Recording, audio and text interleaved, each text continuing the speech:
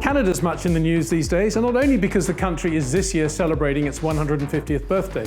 Lance Stroll looked good in his home Grand Prix and followed this with a podium in Baku and that points finish in Austria. Niki Latifi has also been running strongly in Formula 2, scoring 3 podium finishes from the last 4 races. And then there's the little matter of a certain anniversary of Gilles Villeneuve making his Formula 1 debut at Silverstone 40 years ago and creating overnight the place of Canada on the motor racing map. We lost Gilles in his prime, but his son Jacques went on to win the '97 World Championship. Gilles would have loved that, for he was a family man, you see, as well as a dazzlingly fast and ultra-competitive racing driver.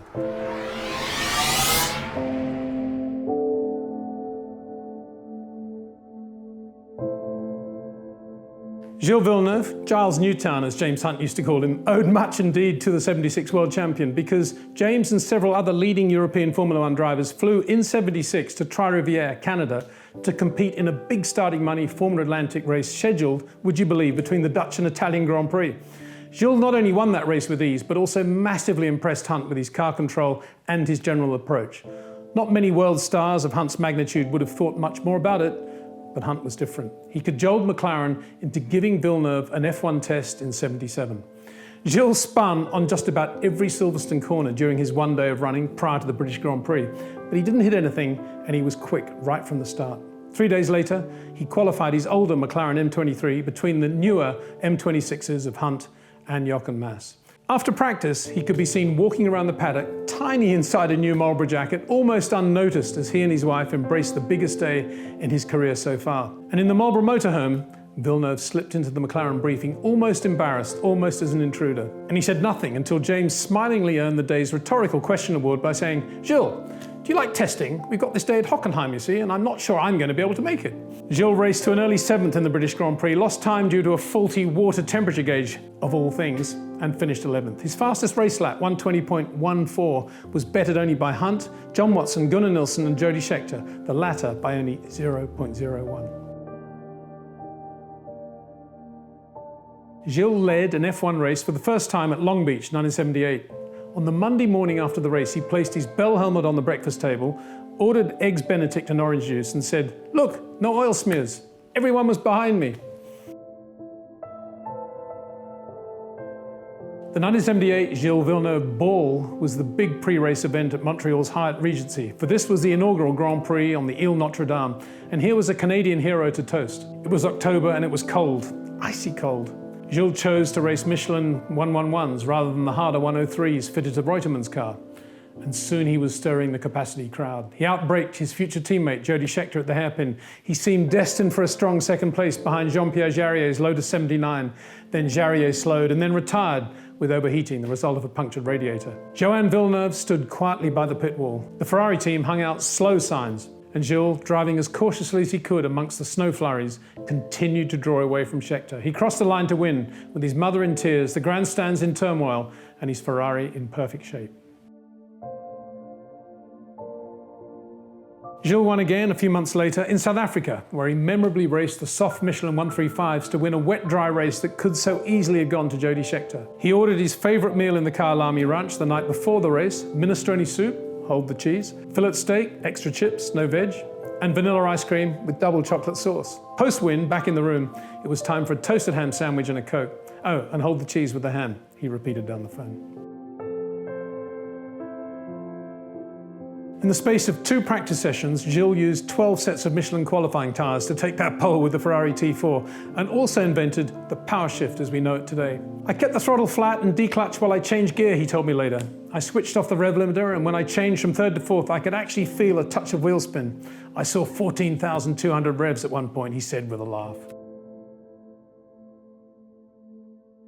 If Gilles' essence was that of the pure racing driver, his star was one of pure ethics. Despite winning 2 races in succession, Gilles agreed in Monaco not to race his teammate Jody Scheckter should Scheckter find himself in front. Why? Because he saw Jody as a senior driver and respected him as such. Just to be sure though, Ferrari also took an inordinately long time to solve a fuel pressure problem on Gilles' car on Saturday morning.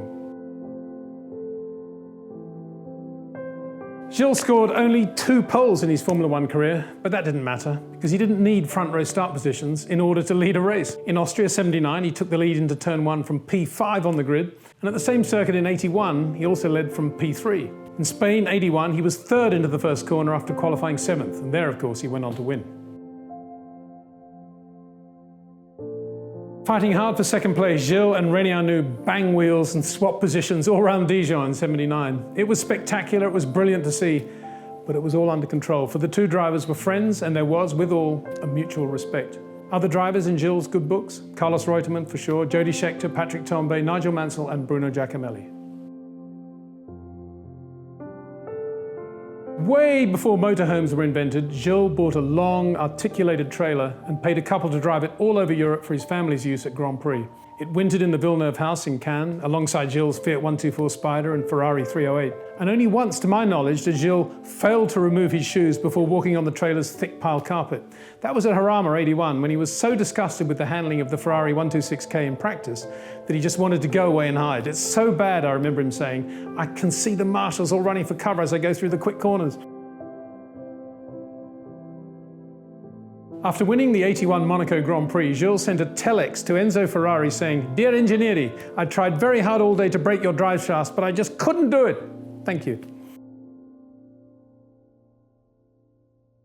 Gilles and his teammate Didier Pironi were wired up with heart rate monitors during practice for the 81 French Grand Prix at Dijon. While Pironi regularly stepped over the 200 beats per minute mark, Gilles began the morning at just over 60 and peaked at 168 when he mowed down 3 layers of catch fencing and crashed heavily on the outside of the fast last corner. During the drivers' strike in South Africa in 1982, Gilles and Elio De Angelis amused the other drivers huddled in the Sunnyside Park Hotel with their piano skills. Gilles' party pieces included House of the Rising Sun, Hey Jude, Summertime, and various Scott Joplin rags. Oh yes, and by the way, he shared a bed with Alan Prost. After blowing a rear Michelin in the 79 Dutch Grand Prix, Gilles famously drove the car back to the pits, front wheel waving in the air. The situation was hopeless, but Gilles nonetheless had to be dragged from the car, so determined was he to continue. It wasn't only his natural drive. Gilles was making a point that day about leading again and yet again something going wrong, and about the stupidity of the 79 championship rules in which only 4 races counted for points in each half. The same resolution would fill his mind at Zolder in 82. He'd been betrayed at Imola by Didier Pironi, a driver he thought he could trust and to whom he had given his trust. He had fought almost single-handedly against the crazy qualifying tyre rules at the time, which amounted to 2 sets only per driver, thus enticing huge risks to be taken amongst slower cars on very crowded circuits. Either have lots of sets or ban them altogether. That was Gilles' argument, and he was absolutely correct. He had resolved also to leave Ferrari at the end of that year. He had had enough. And so on Friday at Zolder, he complained about slower drivers, one of whom was Jochen Mass. On Saturday, down to his last mixed set of qualifiers, Gilles again found Mass in his path. He didn't lift. He needed to out-qualify Pironi. He chose to go to the right, and so at the last millisecond did Jochen Mass. We said goodbye to Gilles in Berthierville, Canada. Jody was brilliant, as was Bruno Giacomelli. No one from Ferrari attended the funeral, however, nor was there anyone from the FIA or FOM. Gilles was too much of his own man, you see, too big for the Formula One heavies, too bright a star merely for the Formula One galaxy.